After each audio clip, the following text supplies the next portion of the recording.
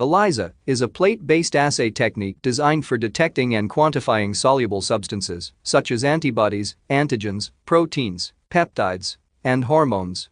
ELISA assays are categorized into various types. In this video we will talk about direct ELISA, and we will explore how it can be applied to detect specific protein present in a mixture of proteins. The crucial first step of the direct ELISA is plate coating. In this phase, plates of 96 wells or strips of 8 wells are used. The well strip is placed into a support frame. Next, the samples are added into the wells, ensuring that each well receives the appropriate sample.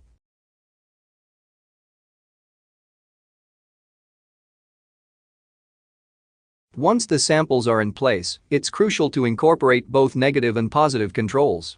These controls aid in the accurate evaluation of the test. Next, the well strip is covered with adhesive plastic to create a controlled environment for an incubation process. In ELISA, polystyrene stands as the widely preferred material for the solid phase. Proteins are then immobilized onto this polystyrene surface. After immobilizing proteins onto the solid phase, the adhesive plastic is removed. The well strip is then overturned and tapped to eliminate sample solutions, and an absorbent paper towel is used to ensure thorough removal. After eliminating excess solutions, the wells undergo thorough washing with a specially formulated wash buffer. This solution rinses the wells, removing any unbound substances.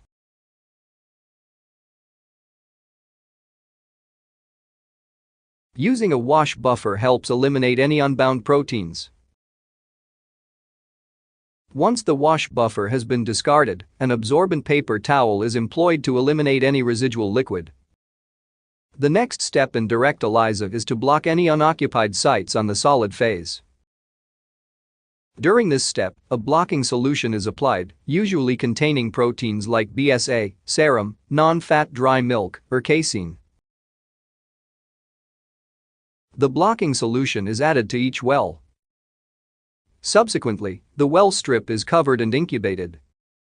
The proteins in the blocking solution form a barrier on the plate, preventing the conjugated antibody from binding to these sites in subsequent steps. After the completion of the blocking step, the adhesive plastic is removed. The well strip is then overturned to allow the blocking solution to drain out. Finally, an absorbent paper towel is used to effectively absorb any remaining solution.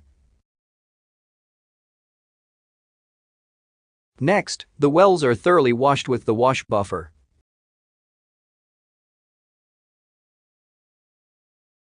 This step helps to ensure that any remaining blocking protein is thoroughly removed from the wells. After discarding the wash buffer, any residual liquid is removed using an absorbent paper towel. After the blocking step, the subsequent stage involves incubation with a conjugated antibody. This specific antibody enables us to both detect and quantify the presence of the targeted proteins. The conjugated antibody solution is added to each well, and then the well strip is covered and incubated. The conjugated antibody is specifically designed to bind to the targeted proteins present in the wells. Next, the conjugated antibody solution is removed from each well, ensuring the elimination of any remaining liquid.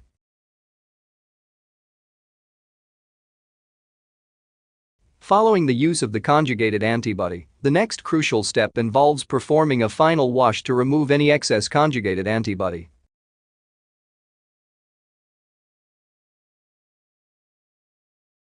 The wash buffer effectively removes any unbound antibody, leaving only the specific antibody-protein complexes.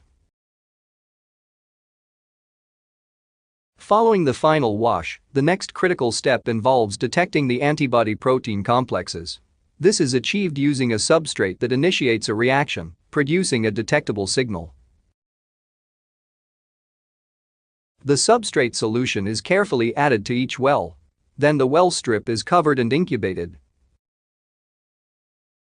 To enable the detection in direct ELISA, the detection antibody is typically labeled with an enzyme, such as alkaline phosphatase. The most common chromogenic substrate for this enzyme is p-nitrophenyl phosphate. The alkaline phosphatase enzyme catalyzes the cleavage of phosphate groups from PNPP molecules. This enzymatic reaction transforms PNPP into p-nitrophenyl, which generates a yellow color upon deprotonation in an alkaline medium. In the presence of targeted proteins, a color change takes place, causing the wells to display a yellow color. Next, prior to photometric detection, the reaction is commonly stopped by increasing the pH of the reaction mixture using a strong base, such as NaOH. Finally, for confirmation and interpretation of the results, a spectrometer instrument is employed to read the absorbance in each well. This confirms the presence or absence of the targeted proteins.